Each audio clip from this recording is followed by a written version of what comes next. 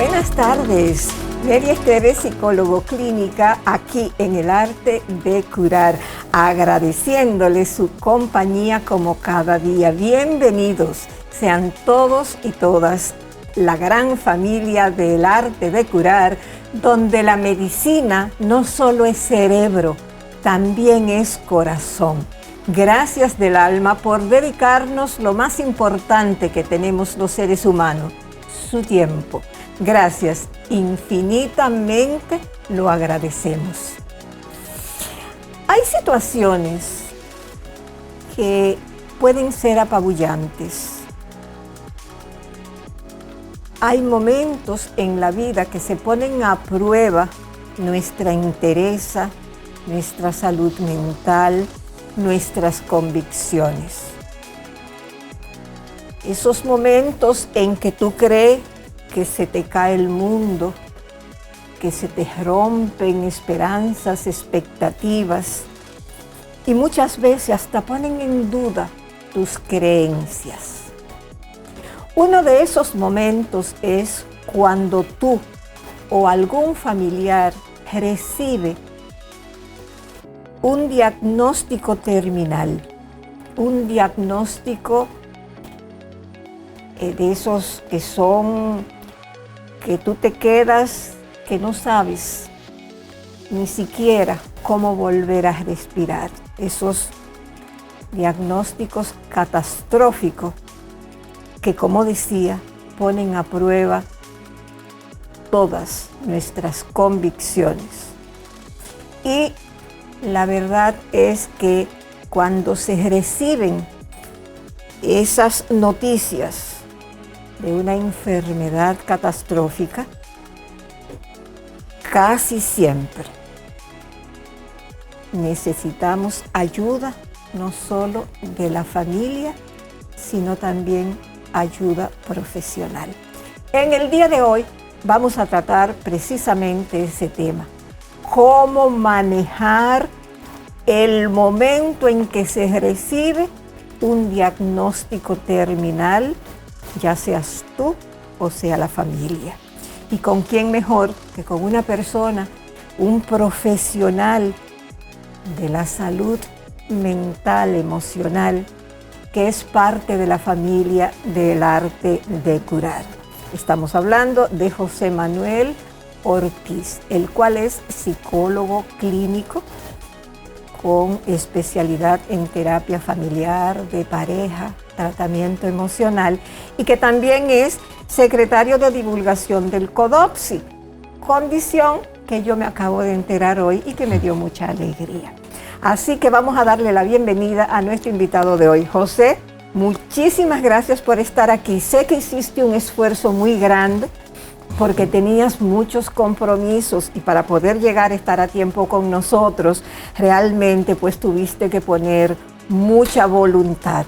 Gracias del alma por tu compromiso y por tu lealtad, no solo al Arte de Curar, sino a nuestra gran familia. Bienvenido, mijo. Muchísimas gracias, Neri. Realmente me siento muy contento de poder estar aquí, compartiendo con todo ese público que sigue este programa y que busca cada día justamente una palabra que les pueda ayudar a tener una vida más saludable. Esas situaciones que hablamos, José, de cómo manejar un diagnóstico catastrófico, cómo gestionarlo, cómo tú poder sobrevivir a ese momento, es bastante difícil. ¿Cómo tú crees que una persona que recibe ese diagnóstico se siente justo en ese momento? ¿Cuáles son las condiciones emocionales, mentales, que tú crees que se manifiestan ahí mismo? Sí. Cuando una persona recibe una noticia acerca de una enfermedad que de alguna manera le pone una marca, que muchas veces es de tiempo psicológico, no de tiempo necesariamente biológico, vamos a empezar a experimentar una serie de reacciones emocionales. Y la primera de esas reacciones que ha sido identificada ha sido la reacción del shock. Es como quedarnos paralizados, quedarnos en una especie de confusión, digamos, de confusión mental, justamente. Y de estupor. De estupor, porque no sabemos cómo reaccionar a la noticia. Y esa reacción muchas veces va muy seguida de la llamada negación. Negación, exacto. La reacción de shock se da por la primera impresión, pero la negación viene a ser un mecanismo de defensa que busca protegernos del dolor y del impacto negativo que puede tener esa noticia. Algunas personas piensan que entrar en la etapa de negación es un proceso consciente e intencional, cuando en realidad la negación se produce de forma espontánea, la persona no lo decide y es un trayecto del camino hacia el reconocimiento de aquella situación catastrófica, aquella situación que marca y que impacta significativamente la vida y que las personas necesitamos realmente atravesar por esa etapa. Hay situaciones que no podemos impedir que sucedan. Por ejemplo, en los tiempos actuales, donde se ha puesto muy de moda, por ejemplo, enfermedades como el cáncer y que afectan tanto al hombre como a la mujer, todos estamos expuestos porque la comunidad médica internacional aún no tiene una respuesta de qué es aquello que necesariamente lo provoca y por tanto cómo podemos impedir ser víctimas. Entonces, ante ese tipo de situaciones, muchas veces nos quedan esas dos primeras reacciones. Y esa situación, José, de cómo manejar la negación, tiene dentro de lo que es la psicología, lo que es el manejo del estudio de la conducta, tres situaciones que la vamos a tratar en el próximo segmento porque en este ya se terminó el tiempo, pero vamos a dejar en el aire cuáles son esas situaciones, que es la aceptación del shock,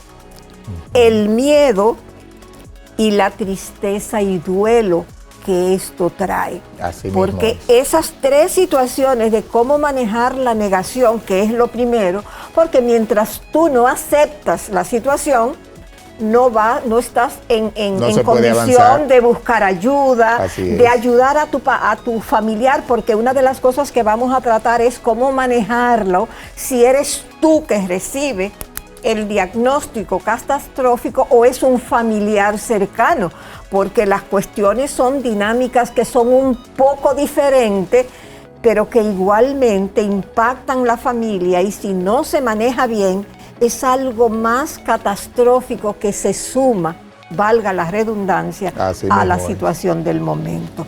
Estamos conversando con el licenciado José Manuel Ortiz, psicólogo clínico, especialista en terapia familiar, el cual está aquí en El Arte de Curar para que conversemos, ustedes y nosotros, sobre cómo se maneja o cómo intentar manejar un diagnóstico catastrófico o una enfermedad terminal.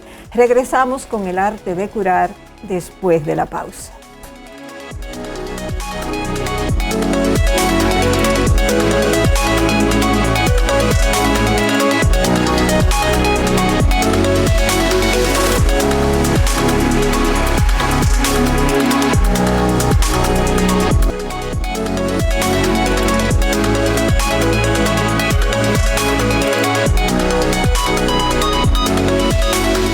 Gracias, muchísimas gracias por estar ahí esperándonos después de la pausa comercial en El Arte de Curar. Gracias del alma. Mary Esteves, psicólogo clínica, coproductora con mi hijo, el doctor Héctor Armando Balcácer Esteves, médico internista, infectólogo del Centro Médico UCE, aquí del Arte de Curar. Queremos saludar a nuestra querida Xiomarita Aquino, la cual ha estado con problemas de salud que tienen que ver con estas situaciones del clima, las alergias y demás, y que ha estado un poquito malita, pero sabemos que dentro de poco ella va a estar aquí en el arte de curar, si Dios quiere. Y también queremos saludar a Sheila. Gracias, Sheila, muchísimas gracias. Y al doctor Héctor Balcácer, que está cumpliendo unos compromisos con la Asociación de Infectología, de la cual él es el vicepresidente y por esa razón no puede estar con nosotros hoy. Los amamos, chicos. José Manuel Ortiz, psicólogo clínico, parte de la familia del arte de curar y que hoy nos acompaña. Dejamos en el aire la siguiente pregunta y son cómo manejar esos 3 pasos de la negación, que son la aceptación del shock, el miedo y luego esa tristeza y duelo que trae las 2 primeras partes para entonces asumir el paso siguiente. Algunas personas tienen la creencia de que si no aceptan, o más bien de que si aceptan la realidad del diagnóstico, entonces sería como rendirse a la enfermedad, cuando en realidad no es así. O sea, para poder resolver cualquier situación de la vida, primero es necesario reconocerla y aceptarla.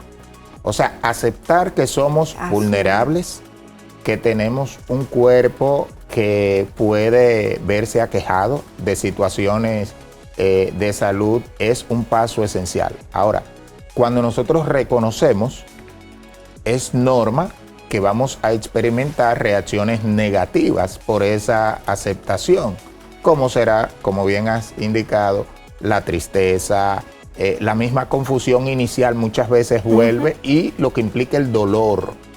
El dolor de saber que probablemente muchos anhelos, muchos sueños no podrán continuar. Entonces, esa aceptación inicialmente nos va a provocar esas reacciones emocionales, pero es necesaria, porque a partir de esa aceptación es que vamos a estar abiertos a todos los diferentes tipos de ayuda, tanto a la ayuda médica, a la ayuda psicológica, el acompañamiento de los amigos, de los familiares. O sea, que estamos hablando de un paso esencial para el avance en el proceso de mejora, de tratamiento de la persona que recibe la noticia del diagnóstico. José, una de las condiciones y situaciones que más se presentan a menudo es que la persona en ese momento tiene que aprender a lidiar con la pérdida de sus planes. Así es. De lo que es su vida, de ese guión de vida que ya las personas tienen hechas, que ya tenemos, voy a hacer esto, voy a hacer aquello, de todos esos planes. Así que es. Un diagnóstico catastrófico inmediatamente te echa por el suelo.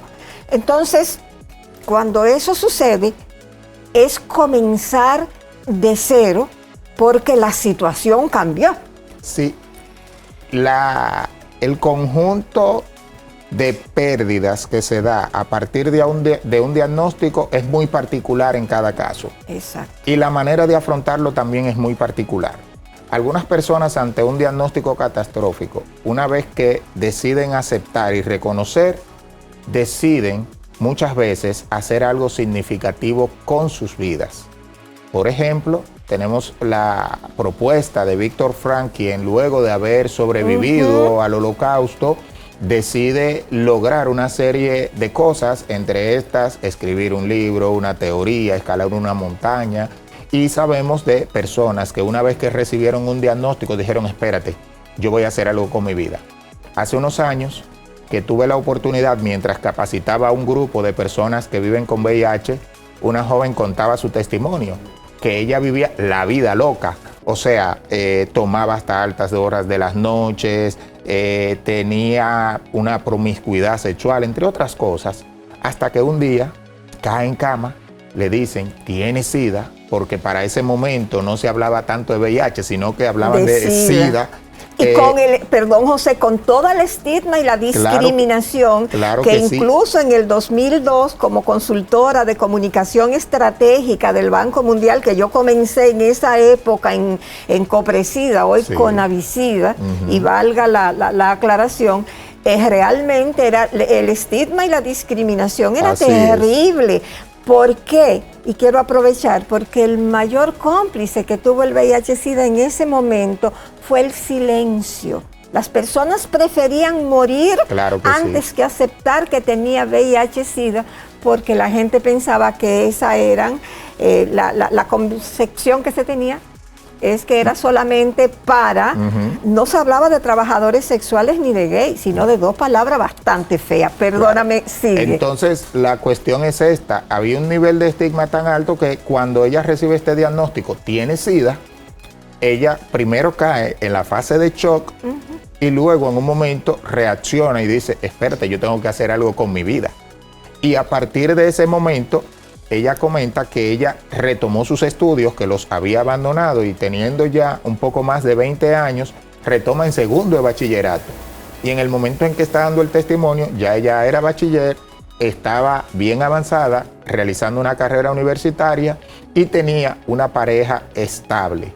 Entonces, como a veces una noticia que puede ser catastrófica también puede ser usada por la persona para determinar que los años o el tiempo que sea que le quede de vida, poder vivirlos dignamente y lograr algunos de esos sueños. O sea que son dos vertientes y que van a depender mucho de la capacidad de resiliencia que tenga la persona ante esta noticia catastrófica que está recibiendo. Eso es así, José. Y hay otra situación que es sobre la culpa y la ira que se siente cuando se tiene la situación que te pone en que tienes que aceptar esa condición, esa noticia catastrófica, esa sentencia, como lo ven mucho. Así es. Y en la culpa y la ira viene la situación de ¿por qué yo?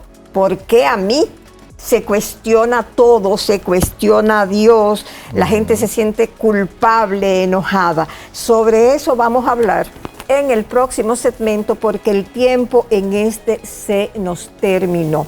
Así que regresamos con el licenciado José Manuel Ortiz después de la pausa comercial. Y le queremos decir aquí a la familia del Arte de Curar que nos ve que en el próximo segmento vamos a comenzar con una cápsula, con una pequeña nota que con motivo de todo este tiempo y todas estas celebraciones y conmemoraciones que tiene que ver con lo que es la nueva longevidad, lo que es esa segunda juventud de la vida, donde ya no se cumplen años, sino que se gestionan proyectos, se viven sueños. El Arte de Curar vendrá con una pequeña capsulita que yo tuve a bien grabar para que la familia del Arte de Curar la comparta con nosotros y la disfrutemos juntos.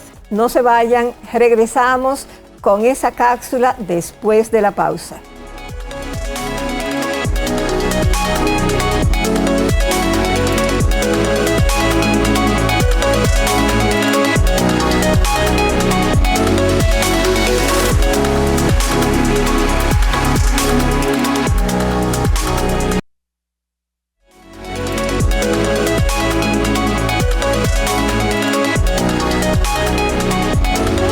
Es el mes del envejeciente. Por ende, quiero compartir con ustedes algunas inquietudes en Curando el Alma. Primero, yo le cambiaría el nombre y lo llamaría Octubre, mes de la segunda mitad de la vida. Ese momento que puede suceder entre los 50 y los 60 años, en que nos damos cuenta de que llegamos a una segunda mitad de la vida, puede ser aplastante, aterrador, puede paralizarnos y sumarnos en la depresión y la tristeza. Pero eso sucede solamente si se lo permitimos. Escuchen bien, solo sucede si se lo permitimos. Pues no. Esa llegada del otoño puede ser el momento más fabuloso, más productivo de nuestra existencia. Es el momento de asumir que somos atemporales, que no cumplimos años, cumplimos sueños, que no cumplimos años, repito, gestionamos proyectos, que no cumplimos años, digo de nuevo, asumimos nuestras experiencias, nuestras vivencias y las aprovechamos para hacer de este regalo de la segunda mitad de la vida que sea mejor para nosotros y para los demás. Este es el momento justo de, queridas mujeres del arte de curar, este es el momento preciso de, en una sociedad con unos estereotipos que les rinde culto a la juventud y a la flacura, a la Barbie anoréxica, donde hay que ser eternamente joven, eternamente flaca, donde las arrugas y las canas en los hombres los hacen más interesante, más irresistible, más enigmático, y a las mujeres, en cambio, nos hacen invisibles, pues así no es la cosa. No, señor, nada que ver. Con la llegada de la segunda mitad de la vida, nos vestiremos de otoño, aceptaremos con elegancia las nieves y los usaremos para cumplir sueños, gestionar proyectos y aprovechar la longevidad para vivir los más maravillosos años de nuestras vidas. A partir de ahora es que hay mambo, como diría nuestra querida Marta. Que siga la fiesta. Yo soy Nery Esteves y estoy agradecida de que nos presten su atención aquí en el arte de curar.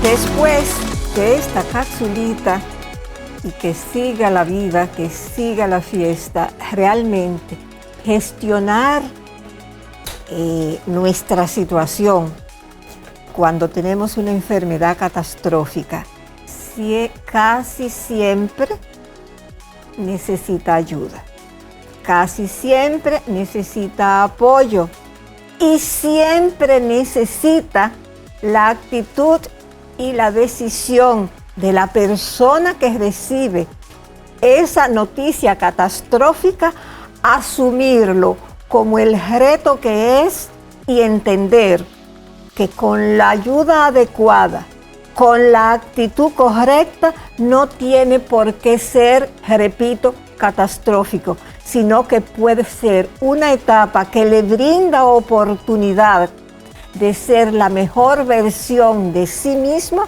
que pueda ser. José, dejamos en el aire, antes de ir a la pausa, esa situación de cómo gestionar el miedo, la ira, la tristeza, ¿por qué yo? Cuestionar si Dios existe, si es justo, gestionar esa situación que te da la incertidumbre de en qué pie estoy parada. Nosotros nacemos con una sentencia de muerte, pero vivimos como si eso no fuera a llegar nunca. Exacto. Y cuando recibimos un diagnóstico que parece hacer realidad esa situación que está ahí latente, entonces nos cuesta. Y sí, cuestionamos. Cuestionamos porque muchas veces comienza la comparación, entendiendo que hay otras personas que quizás viven de una manera menos organizada que nosotros o que creemos que pueden ser más merecedoras que nosotros de tal o cual situación porque nos sentimos ser especiales, lo cual nos lleva justamente a renegar de esa realidad. He visto algunos pacientes de manera particular, sobre todo los pacientes diabéticos, que cuando les dan la noticia de que deben amputarle una determinada parte de su cuerpo, entra en esa fase de rechazo, de negación, de cuestionamiento, y la no aceptación muchas veces le lleva a esa lucha interna. La gente muchas veces cuestiona a Dios, de si existe o no, y si existe, ¿por qué a mí? Ahora, todo eso, ¿a dónde nos lleva? Nos lleva a una lucha improductiva porque hay realidades que no podemos cambiar. Una vez que una persona tiene un diagnóstico, la aceptación y el procurar vivir de manera plena, de forma interna, dentro de lo que está bajo su control, sería lo ideal. Y nosotros nos encontramos con personas, por ejemplo, que dentro de una vida de espiritualidad empiezan a aceptar. Hablo de espiritualidad no como religión, porque la espiritualidad es independiente a las religiones, tiene que ver con esa esencia del ser humano, esa necesidad de trascender y esa capacidad de poder conectarse consigo mismo. El dolor es parte de la vida. Cuando aceptamos el dolor, cuando aceptamos la enfermedad, no para resignarnos, sino para saber que es una nueva etapa, como decía la cápsula de hace un momento. O sea, si miramos a partir de los 50, que es una nueva etapa de vida, que será distinta, que traerá sus retos, pero también traerá sus oportunidades. Si vemos la enfermedad de esa manera, entonces nosotros podremos prepararnos para vivirla de una manera más digna. Hemos estado hablando de nosotros cuando recibimos una situación, una noticia catastrófica, una enfermedad terminal o lo que fuese. Pero ya es tiempo de que hablemos del entorno familiar. Familia. ¿Cómo nosotros vamos a reaccionar y cómo vamos a decírselo a la familia? Y la familia cómo va a ser la que va a reaccionar a esa situación y a esa condición de manera adecuada y que te pueda ayudar a sobrevivir ese momento para entonces buscar la ayuda necesaria, porque es la condición y la situación que no solo te afecta a ti, claro, también afecta a toda la familia. La familia juega un papel importante, primero porque, como bien se ha establecido, es el grupo primario de apoyo. Cuando hay un diagnóstico, no solamente se impacta la vida de la persona y los planes de la persona, sino también que se impacta la vida y los planes que tiene la familia. Y por tanto es necesario que se produzcan ciertas reorganizaciones para poder hacer frente a la enfermedad.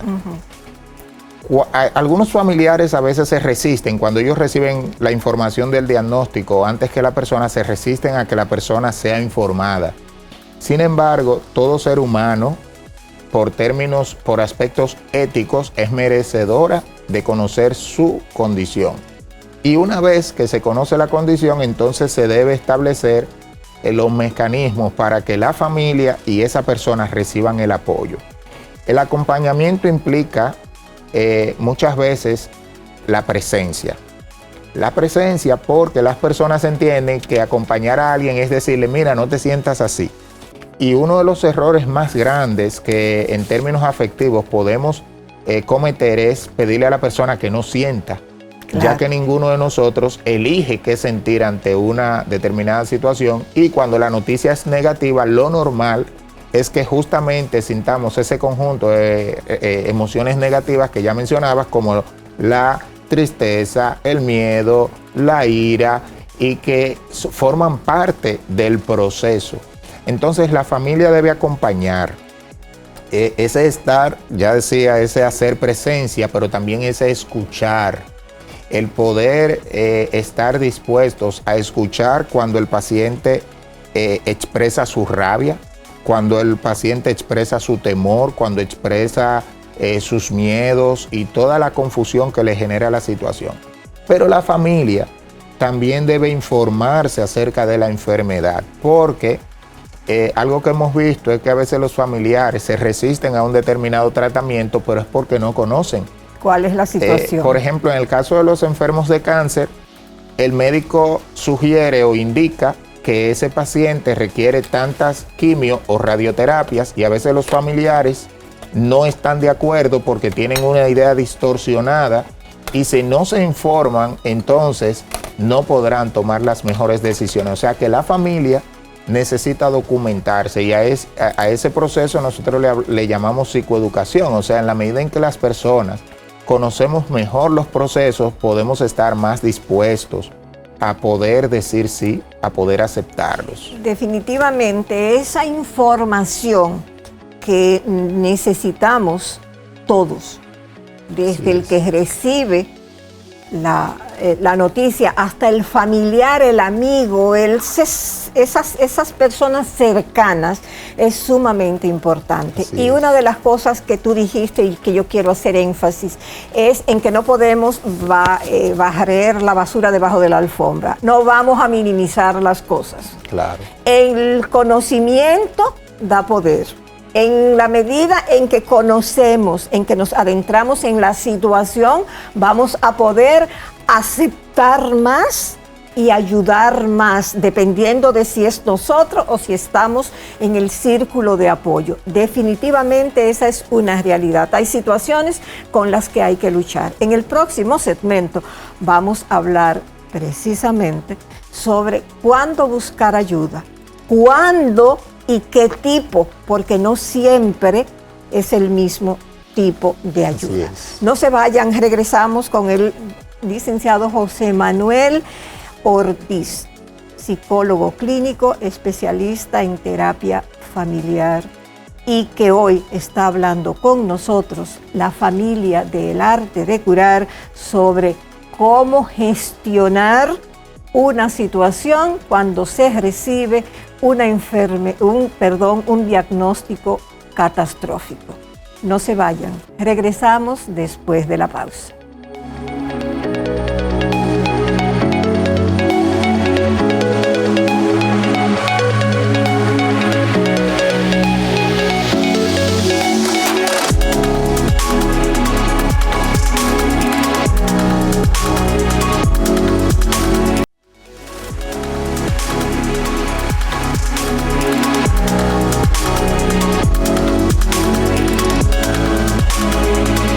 Gracias, muchísimas gracias por estar ahí en el arte de curar. Estamos hablando con el licenciado José Manuel Ortiz, psicólogo clínico, con el cual estamos hablando, y ya este es el último segmento, los últimos minutos, porque estos son de los temas que van a necesitar más de un tiempo, pero como tú siempre vas a estar aquí, claro, Xiomarita, sí, cuando se le pase su situación de su alergia, y Sheila también, pues vamos a seguir conversando, pero vamos inmediatamente porque nos queda poquito tiempo, y es qué tipo de ayuda buscar y cuándo saber, porque a veces no todas las personas reaccionan de manera diferente. En tu experiencia.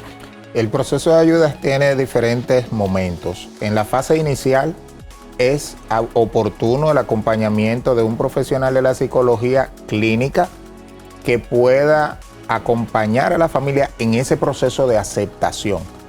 Muchas familias atraviesan por ese proceso y logran encaminarse por sí solas sin la necesidad de que se presente el apoyo de un profesional de la psicología. No obstante, cuando ese profesional ayuda a la familia a entender la conveniencia de la integración, a distribuir los tiempos, los resultados suelen ser mejores. En el caso de esas familias que avanzan sin un acompañamiento, es importante evitar dejar toda la carga sobre un solo miembro, algo que ocurre con mucha frecuencia. Cuidar al cuidador, que Exacto. realmente es algo que no tenemos dentro de nuestra cultura. Nos encontramos familias donde hay 7, 8 miembros y es una sola persona la que asume toda la responsabilidad del cuidado de ese otro familiar, y eso reduce la calidad incluso del cuidado, porque en la medida en que el cuidador se va desgastando, entonces también empeora más la calidad de vida de esa persona que vive con el diagnóstico. Entonces, también, dependiendo del tipo de diagnóstico que se tenga, por ejemplo, en el caso del cáncer, existen profesionales de la psicología especializados, que son los psicooncólogos, que tienen entrenamiento justamente para poder acompañar tanto al paciente como a las familias. Pero en el caso de otros tipos de enfermedades, un terapeuta familiar o un psicólogo clínico puede ser de mucha ayuda. Esto siempre coordinado con el médico de cabecera. Eso es importante, es esencial. tome en cuenta el equipo con el que se está trabajando y la importancia de los grupos de apoyo. Claro que sí. ¿Cómo tú piensas que funciona esa situación del grupo de apoyo que existen para allá, son ya muy común? Sí, va a depender de acuerdo a la enfermedad. Por ejemplo, en el caso de la diabetes suele ser muy común porque aquellas personas que han sufrido la amputación de una pierna, de un brazo, de algún otro miembro, esto le permite darse apoyos entre sí y también le permite a la familia entender un tanto la enfermedad. También vemos casos de situaciones de enfermedad mental grave como la bipolaridad, los trastornos de esquizofrenia, que también promueven la creación de grupos de apoyo para la familia que también son muy oportunos.